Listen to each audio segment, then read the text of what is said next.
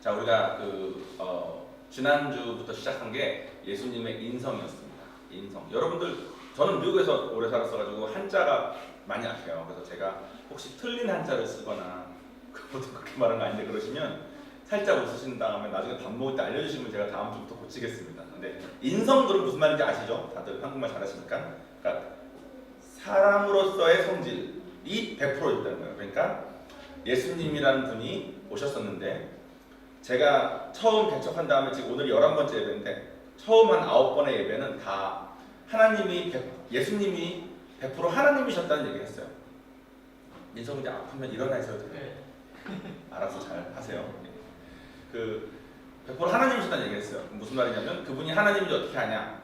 자기가 하나님이라고 말하기도 했지만 솔직히 자기가 하나님이라고 말하는 사람은 되게 많아요. 지금도 세상에 살고 있는 사람 중에 자기가 하나님이라고 말하면서 막 종교들을 만들고 있는 사람들도 되게 많아요. 그런데 예수님도 그런 사람 중에 한 명이었죠. 그래서 예수님도 사람들한테 막 욕도 많이 먹고 결국은 십자가에 달려 돌아가셨어요. 그런데 이분이 부활을 하셨다는 거죠. 부활이 뭐냐면 죽었다가 살아나기만 하는 게 부활이 아니에요. 부활은 죽었다가 살아난 다음에 다시 죽지 않고 죽었다가 살아난 다음에 영원히 사는 걸 부활이라고 해요. 근데 죽었다가 살아난 사람은 꽤 있어요.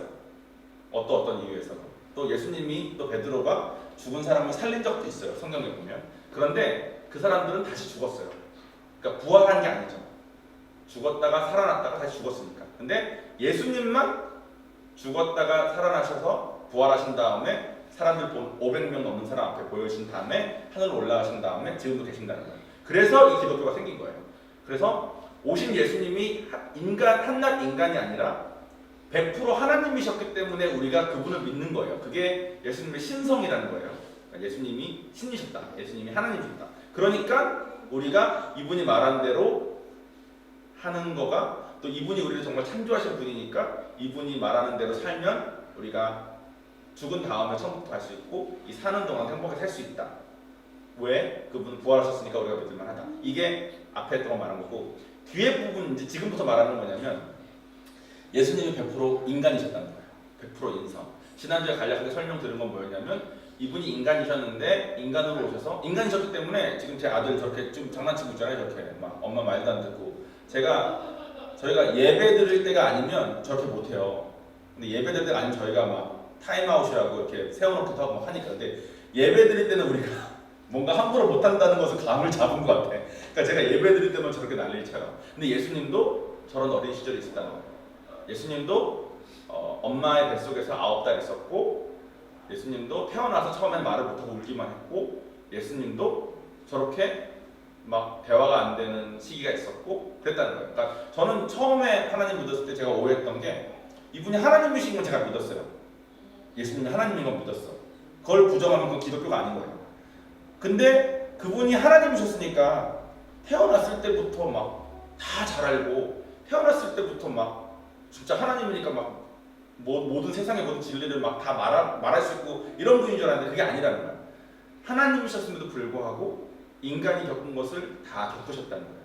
근데 이것에 목적이 있어요. 왜 목적이 있냐면 저 나이 때 상처를 받으면 평생 갑니다. 근데 예수님이 저 나이 때 저런 아이로 살지 않고 저런 아이 때부터 하나님으로 계셨으면 우리가 받는 저 나이 때 받는 상처들, 저도 아마 저 나이 때 받는 상처들이 좀 있어요. 그 상처들이 나의 평생에 어떤 영향을 미치는지를 이해를 못 하신다는 거예요. 당신은 그런 걸 경험해 본 적 없으니까. 근데 예수님이 100% 인간이셨기 때문에 또 예수님은 제가 세상에서 살면서 겪을 수 있는 아마 가장 큰 고통은 제 아들인 제가 여러분이 저를 배신하는 거는 뭐 내가 인간이고 내가 잘못하니까 그래 내가 잘못했지 할 수 있지만 제가 저를 배신하면 제가 마음이 아마 힘들 거예요. 그죠?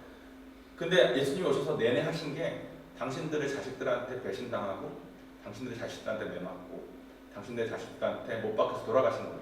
그러니까 예수님이 우리가 인간으로 겪을 수 있는 가장 어려운 것까지 다 겪고 죽으신 다음에 부활하셨다는 거예요. 그래서 이분이 그걸 하셨다는 거가 우리한테 무슨 의미가 있냐면 이분은 우리한테 우리가 가지고 있는 어려움들을 다 이해할 수 있는 분인 거죠. 우리가 말하는 것을 듣길 원하시고 우리 아버지시니까 우리가 말하는 걸 듣기를 원하시고 여러분이 아주 작은 속삭임으로 말하는 거 아주 아무도 모르게 속으로 끙끙 앓은 것도 예수님은 다 옆에서 들으신다는 거예요. 그러니까 우리한테 희망이 있는 거예요. 우리가 그분한테 말하고 살 수 있으니까. 그러니까 우울증은 보통 내가 원하는 것이 있는데 세상이 거쳐 돌아가지 않으면 마음이 너무 힘드니까 시작되는 병이래요. 근데 아무한테도 말하지 못하기 때문에 힘든 그것이 예수님이 있으면, 예수님을 가지면 그분한테 말할 수 있는 거죠. 그래서 오늘 내용은 예수님이 세상에 오셔가지고 성경 속에서 많은 사람들을 만나셨어요. 근데 만난 한 사람 한 사람이 다 달라요. 그래서 여러분들이 다 다르잖아요. 저랑 여러분이 다르고 제가 저의 간증을 아무리 해도 여러분이 들으셨을 때 나는 당신이랑 달라요. 나는 당신이 그런 사람인데 나는 이랬고 당신은 내가 겪어보니까 안 겪어봤잖아요. 당신은 나랑 환경이 다르잖아요. 당신은 뭐 내가 받은 상처 안 겪어봤잖아요. 당신의 상처가 있는 건 알겠는데 나랑은 다르잖아요. 공감이 안 될 수 있는데 성경 속에 있는 많은 인물들을 하나하나 보다 보면 예수님이 그분들에게 가장 알맞는 방법으로 한 분 한 분 가셨거든요. 그래서 한 분 한 분의 얘기를 듣다 보면 이 사람은 나랑 좀 비슷하네. 근데 이 사람은 예수님이 어떻게 하셨지? 이렇게 하셨구나. 그럼 나도 이렇게 해야 되겠다. 이런 것들을 하나하나 할 거예요. 그런데 오늘은 그 사람 중에 첫 번째 사람으로 마리아를 선택했어요. 솔직히 그 기독교에서 정말 정경이라고 믿는 성경책에는 천주교랑 기독교랑 이게 인정하는 성경책이 조금 개수가 달라요. 천주교는 조금 더 인정하고 우리는 이만큼만 인정해요. 그러니까 기독교가 좀 더 보수적이에요. 요것도 맞는 말이 많이 써있는 것 같은데 한두 가지 이거는 우리가 생각했을 때 조금 위험할 수 있다 하는 것을 배제하고 안전한 것만 믿는 거가 좀 기독교도 다른데 기독교에서 믿는 성경책 내용만을 봤을 때는 마리아에 대한 내용이 별로 안 나와요. 마리아가 그냥 하나님 잘 믿던 사람이었고 마리아에게 예수님과서 어떤 일이 일어난지만 나왔지 그 어떤 성격이 나오지 않는데 그래도 예수님이 마리아 뱃속에서 태어나셨으니까 예수님 만난 첫 번째 사람이 마리아일 거 아니에요. 그래서 마리아에 대해서 공부를 좀 하면서 제가 그래도 예수님 만난 사람들을 쭉 할 건데 마리아를 건너뛰고 하긴 좀 그렇다 해서 마리아를 공부하면서 마리아의 이런 점을 우리가 배우면 예수님이 오신 목적과 맞구나 하는 부분이 있어서 다행히 오늘 그 내용을 말하려고 합니다. 여러분 마리아라고 들어보셨죠? 그죠? 마리아 들어보셨죠? 마리아는 이제 동정녀라 그래요. 동정녀가 무슨 말이냐면 남자와 잠을 자지 않고 아이를 임신한 사람을 동정녀라고 해요.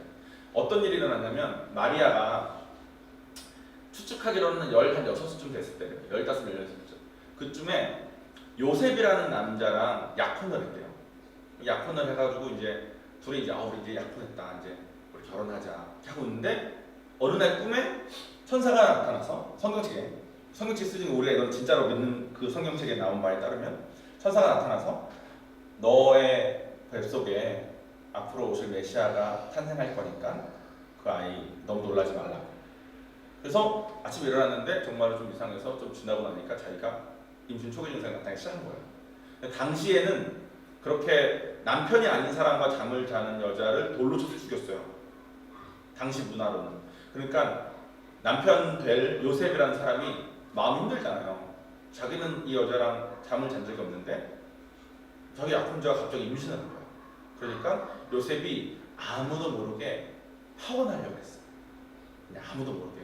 그러니까 마리아를 사랑하니까 마리아가 욕되지 않게 하려고 아무도 모르게 자기가 이렇게 파혼을 그냥 떠나면 요셉이랑 결혼하려고 했는데 결혼하기 전에 임신했었나 보다 이렇게 될까봐 했던 것 같아요. 어쨌든 요셉이 되게 좋은 사람이었던 것 같아요. 그래서 요셉이 떠나려고 하는데 요셉의 꿈에도 천사가 나타나서 걱정하지 말라고. 너네가 잘못한 게 아니라 저 여자의 몸에 있는 저 아이는 구약부터 예언되었던 그 사람이니까 하나님의 사람이니까 놀라지 말라고. 그래서 요셉은 정말 떠나지 않고 마리아랑 잘 해서 그 아이를 낳습니다. 그렇게 태어난 아이가 예수님입니다. 즉 예수님은 동정녀 마리아를 통해서 이 세상에 났다고 우리가 성경이 말하는데 그 말은 즉 남자를 알지 못하는 여자의 배를 통해서 예수님이 태어나신 거죠. 그러니까 정말로 배아가 돼서 제가 와이프한테 맨날 여자의 몸에 대해서 알지도 못하면서 맨날 말한다고 하는데 대충 이렇게 착상이 되고 배아가 되고 어쩌고 막 스텝이 쭉 있을 거 아니에요. 제가 잘 몰라요. 어쨌든 그래서 그 스텝을 쭉 밟아서 9개월을 하잖아요. 그거를 다 겪어서 예수님이 나왔다는 거예요. 100% 인간이셨기 때문에. 그럼 제가 질문을 하나 하겠습니다. 왜냐면 그 과학 공부하는 사람들은 이 얘기만 딱 나오면 난 이거 못 믿겠다 그러거든요. 왜냐면 말이 안 되니까. 그러면 제가 질문을 하나 할게요. 동정녀를 통해서 아이가 태어나는 게 하는 게 어려울까요? 이 우주를 창조하는 게 어려울까요? 뭐가 더 어려울까요? 둘 다 어렵죠. 그러니까 둘 다 하나님이 하셨다는 거예요. 성경에 보면 과학적으로 설명이 안 되는 부분들이 꽤 있어요. 그러니까 그런 부분 때문에 성경을 못 믿겠다 하시는 분들이 꽤 많은데, 근데 예수님이 부활하신 것 때문에 이거를 진짜라고 믿고 가는 종교가 이 기독교라고 했잖아요. 그런데 예수님을 정말 믿어서 하나님을 만나고 하나님 만난 다음에 성경책을 보다 보면 우리가 우리 머리로 이해하지 못해서이지 이게 정말 진리라는 게 점점 알아가게 될 거예요. 예를 들면 이거예요. 과학으로 이해된 것만 믿는다고 사람들이 말하는데 100년 전보다 100년 후인 지금 새롭게 알게 된 게 되게 많아요. 그죠? 100년 전 과학이랑 지금은 상대가 안 되니까. 근데 훨씬 더 많아진 게 뭔지 아세요? 100년 전에는 우리가 요만큼을 모른다고 생각하고 살았는데 100년 후인 지금은 우리가 모르는 게 얼마나 더 많은지를 더 알게 됐다는 거예요. 그러니까 과학이 발달할수록 우리가 모르는 게 얼마나 더 많은지를 더 알아진다는 거예요. 즉 과학의 발달로 아마 끝까지 다 알기가 어려울 거예요. 우리가 첫 번째 설교에 말한 것처럼 우주를 창조하신 하나님 말고는 우주 안에 우리가 이것을 파악하기가 쉽지 않을 거라는 거예요.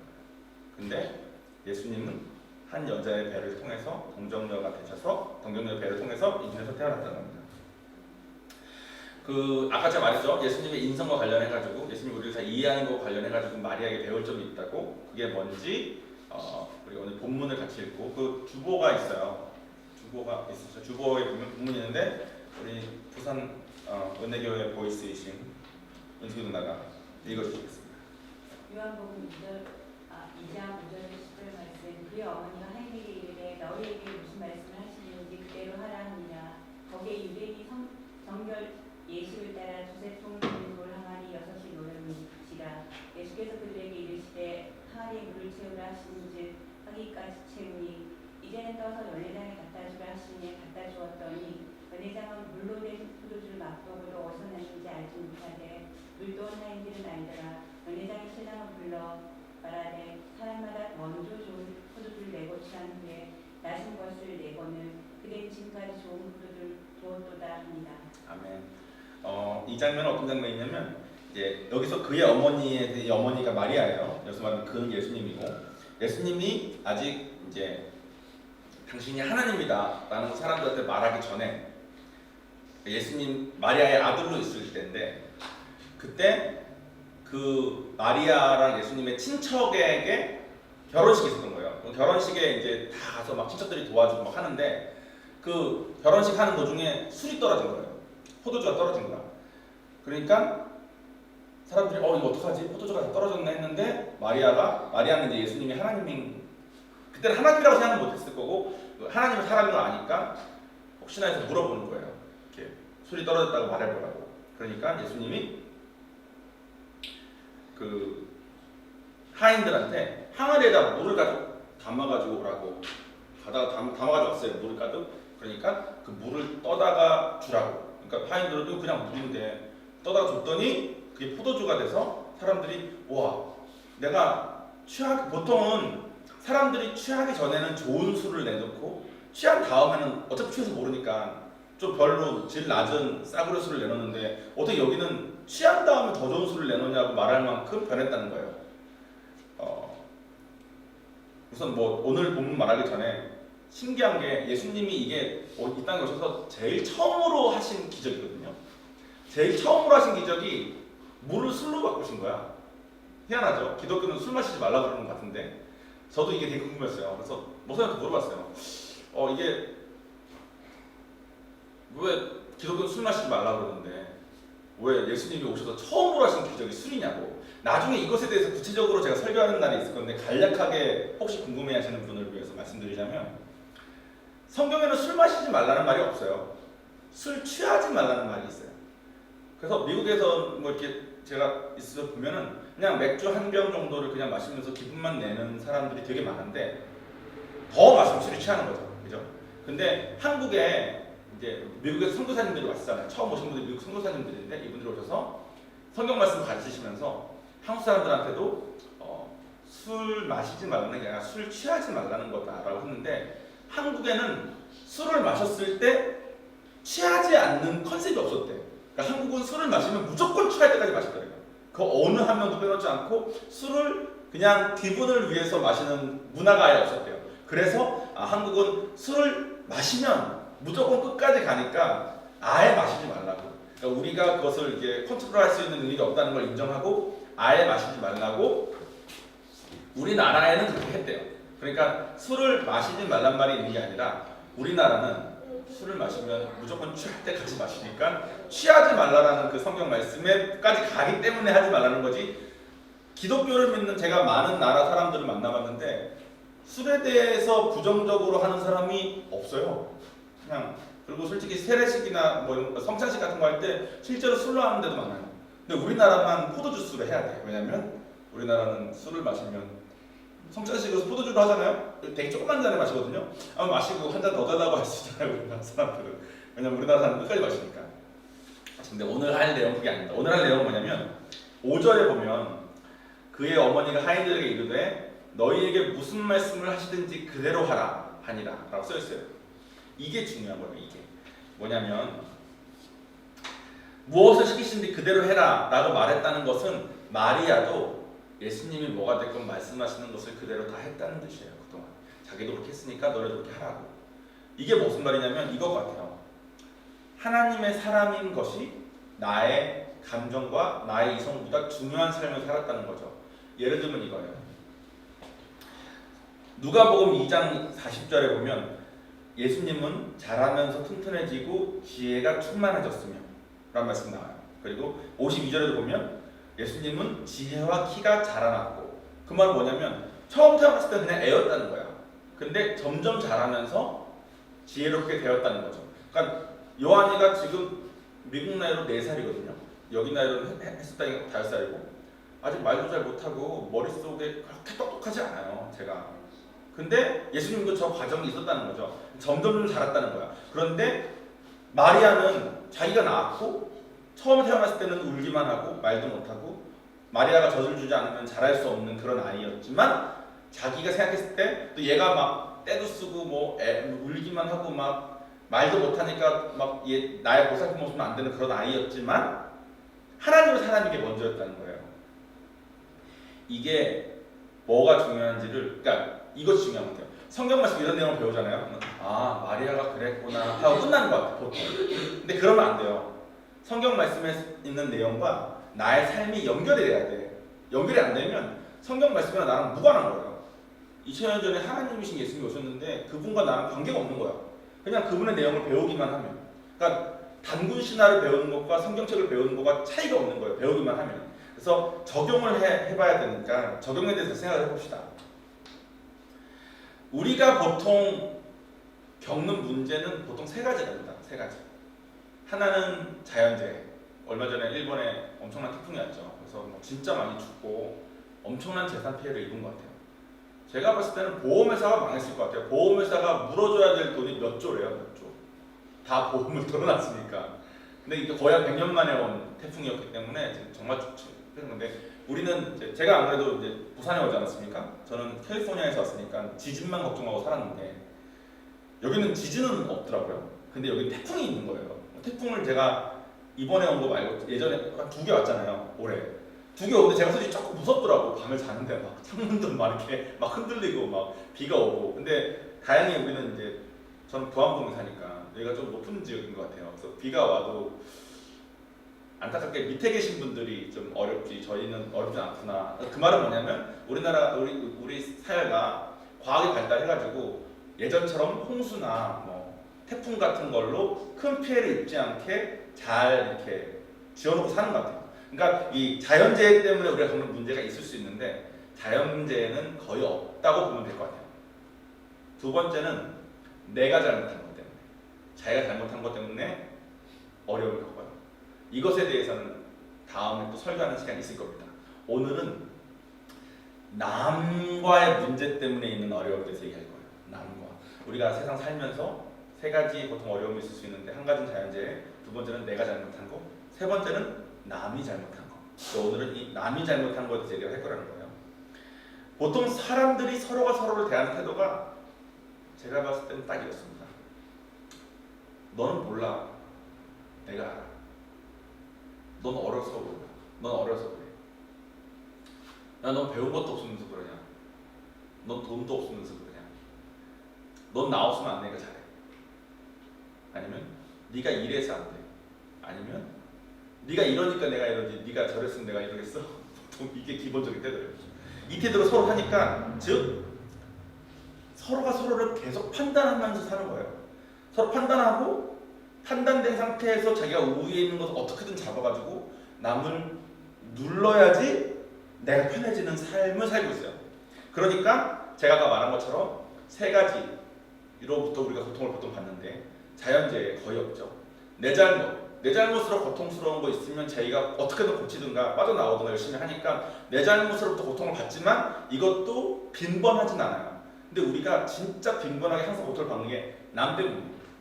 남이 하는 잘못. 왜냐면 남이 나를 이런 태도로 날 대하니까. 그리고 내가 그런 태도로 당했을 때 나도 그런 태도로 대하니까. 식당에서 한국 사람들 갑질하는 거 보고 제가 되게 놀랐어요. 왜냐면 미국은 이제 팁 문화가 발달되어 있잖아요. 그러니까 나한테 잘해주면 내가 팁을 더 낸다는 생각에, 물론 저는 팁을 많이 내지 못했지만 팁을 잘해준다는 게 진짜 깍듯이 절대해요. 그러니까 너무 잘해주니까 내가 미안해서라도 나도 뭐 돈은 많이 못 주더라도 잘하게 돼. 근데 이게 돈 때문이죠. 서로 마음이 있는 건 아니죠. 돈 때문이지만. 근데 한국 식당은 조금 놀랐습니다. 나이 어린 분들도 상관없이 뭐 그냥 일하시는 아주머니들을 대하는데 이게 맞나 싶을 만큼. 제가 미국으로 가는 게 17년 전인데 10년 전만 해도 그렇지 않았던 것 같거든요. 그렇게까지는 아니었던 것 같아요. 제가 있던 지역은 최소한. 근데 무서웠어요. 솔직히 서울이었는데 꽤 무섭더라고요. 그리고 요즘 광고에 보니까 서비스 센터 광고에 항상 뒤에 붙는 말이 누군가의 가족이라고. 이 사람들. 그러니까 솔직히 얼마나 이렇게 말로 상처를 많이 주고 함부로 대했으면. 그러니까 결국은 다 갑질하는 거죠. 이게 가족 관계에서도 그렇습니다. 여러분 맞는 와이프가 30%인 거 아십니까? 3명 중에 1명은 맞는 거예요. 맞는 남편이 15%예요. 6명 중에 1명은 맞는 거예요. 매일 학대를 당하는데 매일 학대를 당하는 애들이 20%래요. 5명 중에 1명은 매일 학대를 당하는 거예요. 이걸 왜 당할까요? 갑질 때문에 그런 거죠. 넌 나 없으면 안 돼. 뭐 네가 돈 벌어서 살든가. 아니면 아직 어리니까 내가 함부로 해도 나한테 함부로 못하니까. 결혼했는데 이 사람은 뭐 돈을 이만큼만 가져왔으니까. 이 사람은 뭐 모르니까. 나는 잘했고 넌 잘못했으니까. 어떤 식으로건 이유가 생기면 갑이 되는 거예요. 원래 똑같다가 너 이랬네? 가. 왜냐면 내가 이런 게 당연해. 너가 이랬으니까. 여기서 벗어나지 못하는 이상 이 세상은 정말 지옥인 거예요. 지옥. 우리가 앞으로 배우겠지만 이렇게 살 때 행복하게 창조되지 않았습니다. 그래서 우리는 남이 나한테 이렇게 하는 것 때문에 상처를 받아서 나도 자꾸 이렇게 하게 되는데 이렇게 자꾸 하니까 점점 어려워지는 것 같아요. 여러분 제가 감기 기운 좀 있어서 입어야 될 것 같아요. 여러분 유재환이라고 아세요? 옛날에 무한도전에 박명수라고 그 사람 작곡해주던 사람인데 아이유 되게 좋아해가지고 아이유 어떻게 하다가 유명한 사람이 있어요. 그 사람이 살도 최근에 많이 빼고 막 잘한 사람이거든요. 그 사람이 얼마 전에 글을 썼는데 글의 내용이 뭐였냐면 자기가 이제 아버지한테 학대당한 내용 쓴 거예요. 뭐 자세한 내용 쓰진 않고 이것만 썼어요. 나는 아버지가 돌아오실 때 초인종을 누를 때마다 무서웠다. 마음속으로 무서움이 있었다. 아버지가 초인종을 누르다는.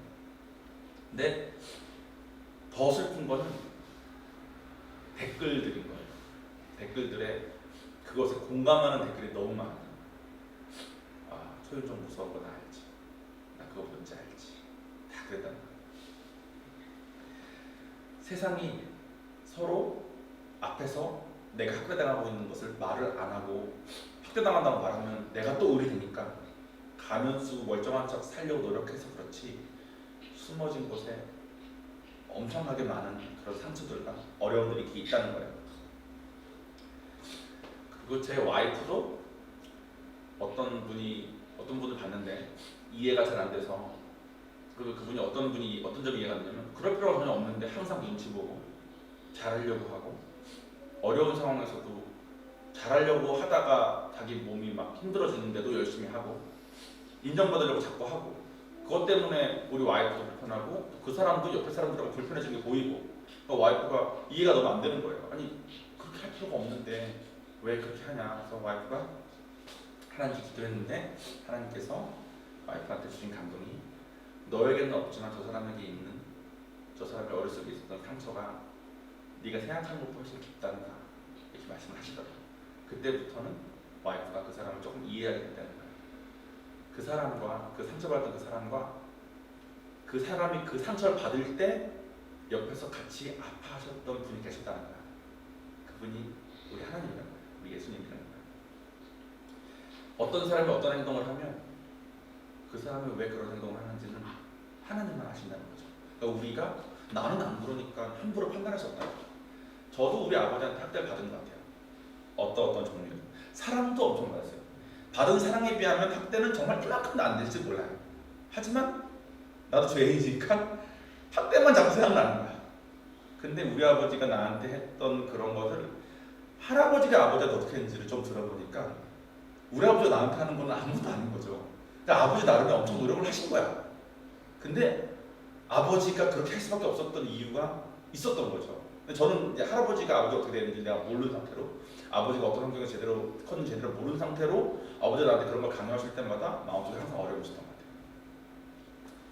상처뿐만 아니라 남과의 관계에 있어서 어려움이 뭐가 있냐면, 제가 와이프 한국 잘 살고 있는 사람을 데려다가 미국으로 데려갔어요. 시집을 왔을 때 여러분 다 적고 미국으로 와, 내가 행복하게 해줄게. 그치? 그치? 데려와서 진짜 노력했거든요. 제가 돈도 잘 벌었고 나름 뭐 미국에서 이것저것 자료도 잘 잡았고, 그러니까 와이프가 원하면 이렇게 해주고 저렇게 해주고 선물도 많이 사주고 막 저는 항상 이렇게 우아한 와이프와 살리는 것에 대한 로망이 있었어요. 그래서 우리 와이프를 우아하게 꾸미는 거에 관심이 많아가지고 어디 가다가 우아해 보이는 거 보면 사가지고 주는 거예요.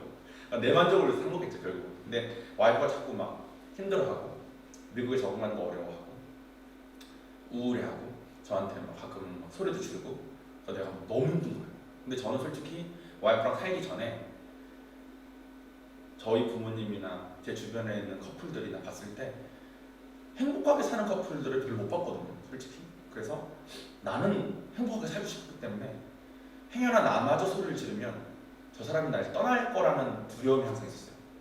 그리고 나는 행복한 가정을 원했고, 그래서 저는 그런 것을 당해도 소리를 질러도 아무 말도 하지 않고 가만히 참으면서 내 마음 아신 하나님한테 기도만 하는 거죠. 하나님 나 너무 억울하다고. 하나님 나 너무 억울하다고. 하나님 내 마음 아시죠? 근데 하나님 나 너무 억울하다고. 계속 기도를 하는데 나는 하나님 날 위로해 줄 줄 알았어. 정원아 내가 네 마음 알아. 네가 이렇게나 열심히 하는데 와이프가 널 오해하지. 내가 진짜 네 마음 알아. 이러실 줄 알았어. 내 마음 다 아시는 옆에 계신 분이 되니까. 근데 하나님 나한테 뭐라 그러시냐면, 정원아 내가 너의 와이프를, 너는 남자고 너의 와이프는 여자기 때문에 애초에 창조할 때 너보다 몸도 마음도 약하게 창조했어. 그러니까 부드럽게 창조했어. 내가 말한 약하다는 거는 떨어진다가 아니라 더 부드러운 재질로 창조를 했어. 그러니까 너랑 와이프랑 똑같은 일이 있을 때 너보다 훨씬 더 아플 거야, 저 사람이. 너보다 훨씬 더 아플 거기 때문에 너는 참을 수 있는 저 사람은 아마 화를 내는 거야. 그러니까 내가 창조한 바가 그러니 너는 그걸 인정하라고 그러시더라고요. 그래서 내가 그 다음부터는 와이프가 나한테 소리를 지르거나 화를 냈을 때 마음속에 지금 이 상황에서, 그래 나도 잘못했고 저 사람도 잘못했는데 잘잘못을 서로 따져봤자 대화도 안 되고, 또 보통 대화하면 제가 지죠. 와이프가 말을 저보다 좀 잘하니까 대화하는 것도 의미가 없고, 근데 내가 지금 이 상황에서 소리를 지르지 않고 참는 유일한 이유는 저 사람이 하나님의 사람이기 때문에 저 사람이 나보다 부드럽게 창조된 사람이니까 이 똑같은 상황에서 나보다 더 힘들겠구나. 그것 때문에 넘어가게 되는 것 같아요. 그러니까 이것이 성경을 살아내는 거라고 표현을 해요. 마리아가 하나님의 사람이었기 때문에 예수님이 자기 아들인데도 불구하고 시키는 대로 다 하고 존중하고 내 앞에서 힘없는 아이였지만 함부로 대하지 않고 했던 것처럼 우리가 하나님이 나의 어려움을 다 아시고 하나님이 내 옆에 사람의 어려움을 다 아시는데 내가 이 사람의 어려움을 알지도 못하면서 또 하나님이 이 사람한테 어떤 큰 계획이 있는지도 모르면서 이 사람과 나를 사람 대 사람으로만 그냥 보고 야 내가 이랬으니까 네가 이렇지 네가 저러니까 내가 저렇지 야 넌 이래서 안 돼 야 너 지금 나 없으면 안 되잖아 이런 식의 갑싸움이나 하면서 서로 상처 주고 살고 있다는 거예요. 근데 이런 우리가 나랑 저 사람이랑 사람 대 사람이기 전에 이 사람이 하나님의 사람인데 이 사람은 나를 불편하게 해. 근데 불편하게 하는 이유가 나는 모르지만 하나님은 아시는 이 사람에게 있는 어떤 상처 때문이라면 이 사람의 어떤 환경 때문이라면 나는 이해할 수 없지만 하나님이 저 사람 때문에 그렇게까지 아파하시면서 기다리고 계시는데 내가 뭐라고가 될 수 있다는 거예요. 그것을 걷지 않으면 우리가 아까 말했던 갑질 싸움에서 우리는 상처받고 너덜너덜 더 해질 겁니다. 그런데 이것이 참 좋아 보이지만 어렵죠. 그죠? 왜냐면 이거를 이제 제가 다니던 미국 그 얼바인의 교회에서 우리 목사님 말씀하셨을 때 성도분들 중에 이런 질문하신 분이 계셨대요. 목사님이 이 사람이랑 살아봐요. 그게 되나? 첫 번째. 아니면 목사님 자꾸 그렇게 하면 이 사람 버릇나 빠질 것 같은데 제가 기다려는 거예요. 왜냐면 자꾸 봐주니까 이래도 되나? 이 사람은 갑을 자꾸 하려는 사람인데 내가 자꾸 이해해주고 봐주면 더 갑이 될 거니까 버릇나 빠진다는 거죠. 근데 목사님이 뭐라고 그러셨냐면 그때 마리아가 열리진 않았지만 제가 오늘 마리아가 주제니까 마리아가 한 걸 보여드릴게요. 목사님 말씀하신 내용과 같은데 마리아가 뭘 했냐면 또 목사님 말씀하신 게 뭐였냐면 하나님이 얼마나 좋으신 분인지 경험하면 경험할수록 하나님이 진짜 성경에 쓰여져 있는 그냥 좋은 거가 좋텐다 이분 좋은 분이라네 하고 나랑 관계없이 그냥 좋은 거 배우는 거 공자가 좋았대더라 부처님이 좋았대더라 다 좋은 분이었어요. 그런데 나랑 관계 없잖아요. 그냥 듣고 좋으면 나도 좋은 거 기분만 좋은 거지 내가 그렇게 사는 거랑 관계 없잖아요. 근데 성경에 있는 그 내용이 내가 정말 내 삶에 적용해서 오늘 배운 것처럼 마리아가 하나님의 사람이 먼저인 걸로 어린 아들을 대할 때 저도 요한을 대할 때 솔직히 말하면 제 감정이 올라올 때가 많거든요. 얘는 지금 이렇게 말을 안 들어 올라도 있거든. 근데 얘가 하나님의 아들이지. 그러니까 먼저 되려면 내 마음속에 하나님이 진짜 좋은 분인 거가 들어와야 되는 거야. 근데 진짜 좋은 분이 들어오려면 하나님을 자꾸 경험해야 돼. 자꾸 경험해야 돼. 근데 여러분들이 아마 인지하지 않아서 혹은 그냥 그렇게 생각을 안 해서 넘어간 것이 많아서 그럴 텐데 여러분들이 하나님이 좋으신 분인 것을 경험을 이미 많이 하셨습니다. 근데 그거를 하나님이 나한테 하신 거라고 인정을 안 하고 내가 잘했나 보다. 예를 들면 은숙이 누나가 집을 찾고 계신데 같이 열심히 찾았어요. 몇 주 동안 찾았어요. 몇 주 동안. 대충 몇 주 동안 찾으니까 원하시는 금액에 원하시는 조건에 원하시는 상태 또 되게 특별한 상태를 원하시더라고요. 내가 부동산 업자라고 얘기해봐도 그런 특별한 상태가 많지 않아요. 그래서 이걸 구할 수 있을까 하는데 지난주에 정말 말도 안 되게 완벽한 위치에 완벽한 가격에 완벽한 상태를 구한 거예요. 그래서 어떻게 내가 같이 가서 집을 보면서 와 누나 이건 진짜 하나님 주신 거네요. 그러니까 누나가 자기도 그렇게 생각한다고 같이 기도했으니까. 근데 사람 마음이 진짜 간사한 게 한 3일만 지나잖아요. 이제 이미 이건 내 거가 된 거야. 갖기 전에는 하나님 도와주세요 막 하다가 가진 다음에는 이건 이미 가졌으니까 감사함도 떨어지고 또 어느 순간부터 내가 그렇게 집을 많이 알아봤으니까 이걸 찾아지로 생각이 들어오기 시작하는 거예요. 그러면 하나님이 좋은 분인 걸 경험하고도 하나님 좋으신 분인 거가 내 마음에 쌓이기보다는 그냥 갑자기 또 내가 잘한 게 돼. 그러면 또 경험해도 내가 잘한 게 되고 하나님하고 관계 맺는 게 어렵다는 거예요. 하나님은 우리가 아플 때마다 힘들 때마다 항상 옆에서 항상 느껴주시는 분인데 그죠? 그러니까 우리가 하나님하고 관계가 쌓이면 쌓일수록 내가 지난주 내용이었던 내가 어려운 것을 다 이해하신 하나님 관계로 쌓여지고 동시에 내 주변에 있는 남들이 하나님한테 얼마나 소중한 사람들인지가 느껴진다는 거예요. 그러면 여러분 마음속에 지금 아마 있을 관계가 어려운 사람이 있다면 그 사람과의 관계 회복이 시작될 수 있다는 거예요. 오늘 말씀이 여기까지입니다. 그래서 지금 우리 기도할 건데 기도하실 때 여러분 마음속에 여러분에게 있는 어려움들, 여러분이 받은 상처들 그때 하나님 옆에 계셨다면 여러분 마음 그때 어땠는지 다 알고 계신 거니까 그 하나님한테 하나님 내가 그때 힘들었어요. 좀 도와주세요. 하나님 기도하시고 또 여러분 마음속에 지금 정말 소중한 사람인데 여러분과의 관계가 좀 어려운 분이 계시거나 그런 분이 계시다면 하나님 나는 그분을 이해할 수 없지만 하나님은 저분이 왜 저렇게 행동하시는지 어떤 상처를 받았는지 어떤 어려움인지 하나님 아시니까 주님의 지혜로 나도 도와주시고 저분도 도와주시고 우리를 관계를 회복시켜달라고 기도하시는 시간을 갖도록 하겠습니다.